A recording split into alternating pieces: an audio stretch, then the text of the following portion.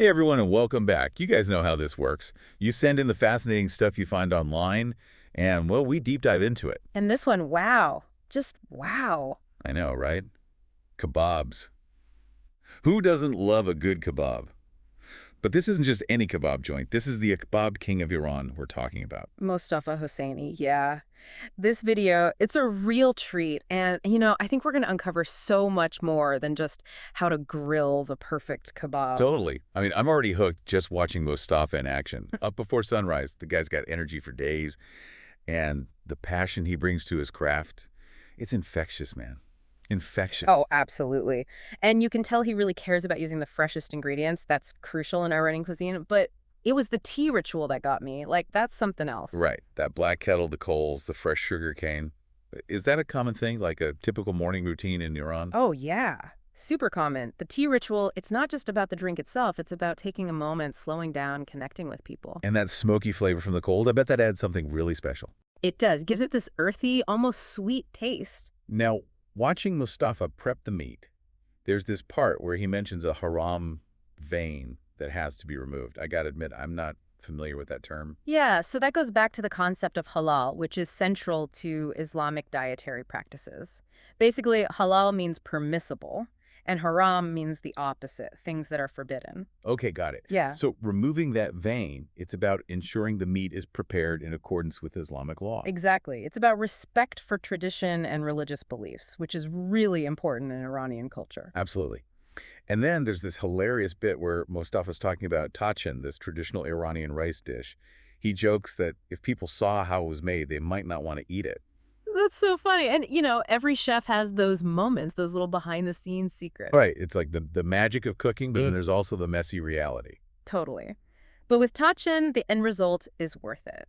Imagine this fluffy, saffron-infused rice layered with savory goodness, baked to perfection. Okay, now I'm seriously getting hungry. And then things get really interesting.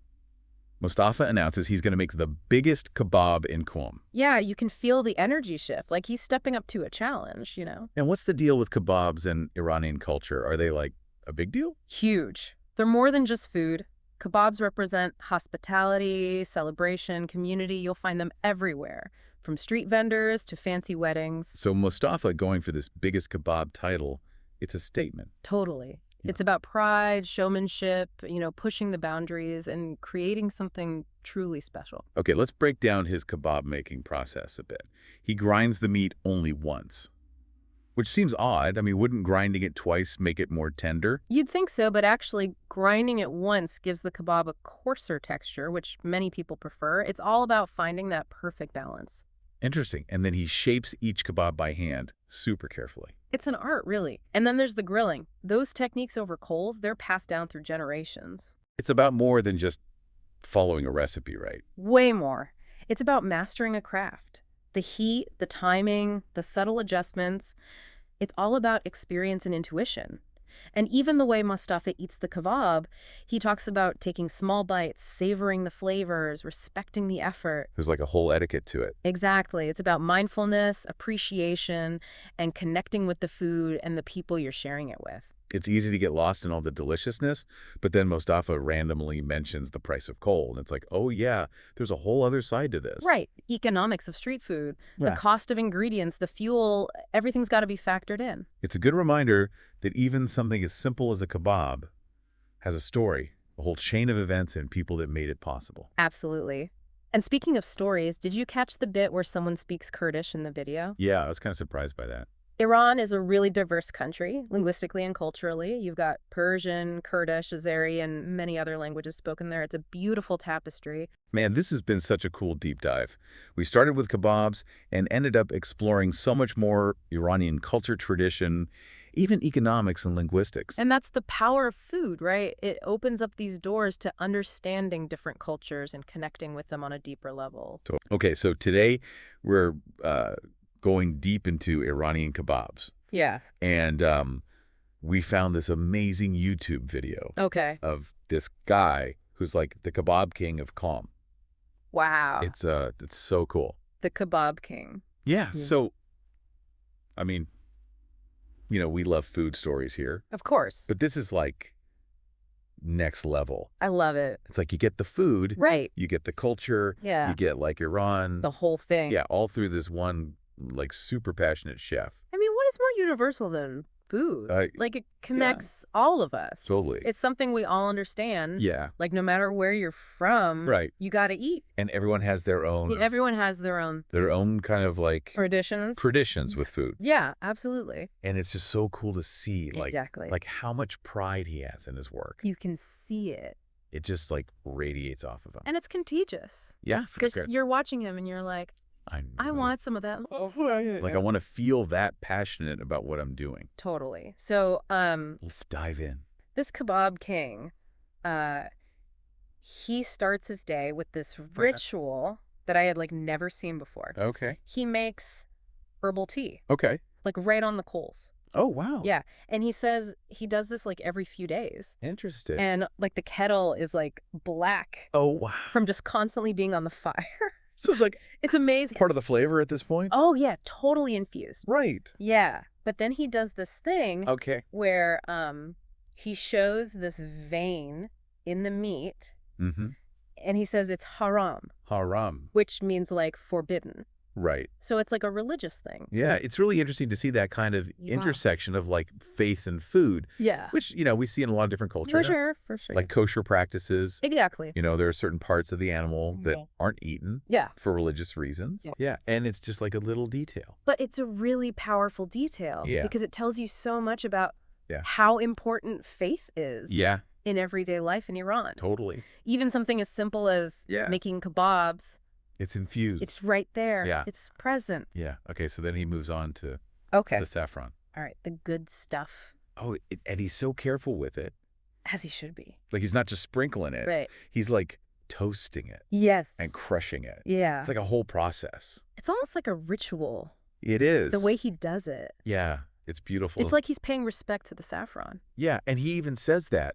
Okay. That toasting and crushing it, it releases more flavor. I believe it. Yeah, and it gives it that like really beautiful golden color. That vibrant color. Yeah. Saffron is so expensive. Yeah. So you want to get the most out of it. For sure. Every little thread. So it makes sense that he's so careful with it. Yeah, and then he starts making this dish. Okay. What is it? Called tashin.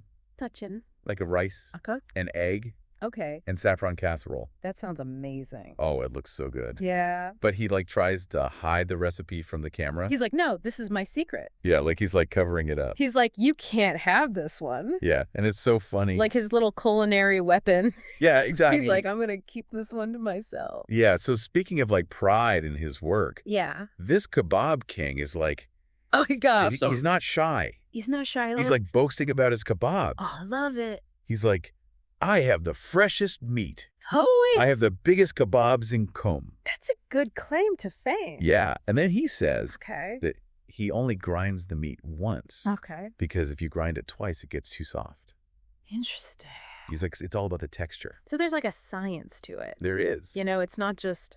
Throwing some meat on a skewer? Yeah. There's like a real method to the madness. Yeah, it's like years of experience. Years of perfecting it. Yeah. And you can see, like, even when he's mixing the meat, he's not measuring anything. It's all by feel. It's all by feel. It's amazing. It's like second nature to him. Yeah. He just knows. It's like an art form.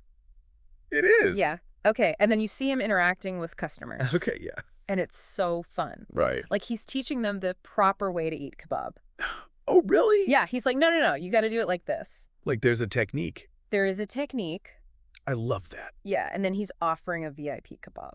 Okay. And he's like showing off his special chunje kebab. What's chunje kebab? Oh, it's like a marinated skewered kebab. Okay. It's amazing. Sounds delicious. It looks so good. Yeah. And it's just like... He's proud of it. He's so proud. You can tell. Yeah. It's not just food. It's like... It's an experience. An experience. Yeah. He's sharing his passion with you. Totally. Through this food. Yeah. And then he just like casually mentions the price of coal. Interesting. He's like, 4 bags for 4,190,000 toman. Wow. And it's just like this little like glimpse into the economy I guess Iran. like a little window Yeah. into what it's like to run a business there. Yeah. And how much things cost. Yeah. It's just like these little details that add so much. Just the details that make it real. Yeah. It's not just about the food. It's about the whole picture. Exactly. And then he even throws in a Kurdish phrase. Oh, wow. Yeah, and it's just like a reminder that Yeah. Iran is like Yeah. super diverse. It's a tapestry of Yeah. cultures and languages. Yeah, it's not just like one monolithic thing. It's like, Exactly. It's a rich and complex place. yeah, a mosaic of different Yeah. cultures. So what have we learned today? Well, I think we met a master Absolutely. at his craft. A true kebab king. Yeah, he's so dedicated. Yeah. He's so proud Yeah. of his heritage. And he's sharing it with the world. Yeah, and it's just like Yeah. this beautiful example Yeah. of how food Yeah. can connect us. It's a universal language. It is. You know, it doesn't transcends borders. It does. It transcends languages. Yeah, and it's just like opens up this Yeah. whole world The whole world of flavor. of flavor and culture. And culture. So like next time you're having a kebab, Yes. just think about this Yeah. Kebab King Yeah. and his little shop in Qum. Yeah. Imagine the smells. The smells, the sound, The sound. the energy. The energy. Yeah. The passion. Yeah, it's just like, Yeah. it makes you wonder, What else is out there? yeah, what other adventures What other culinary are adventures? waiting Yeah. to be discovered. Absolutely. Yeah. There's a whole world out there. So go explore it. Go explore it. Through food. One bite at a time. All right. That's it for our deep dive today. Until next time, Stay hungry. stay curious. All right. Bye. Bye.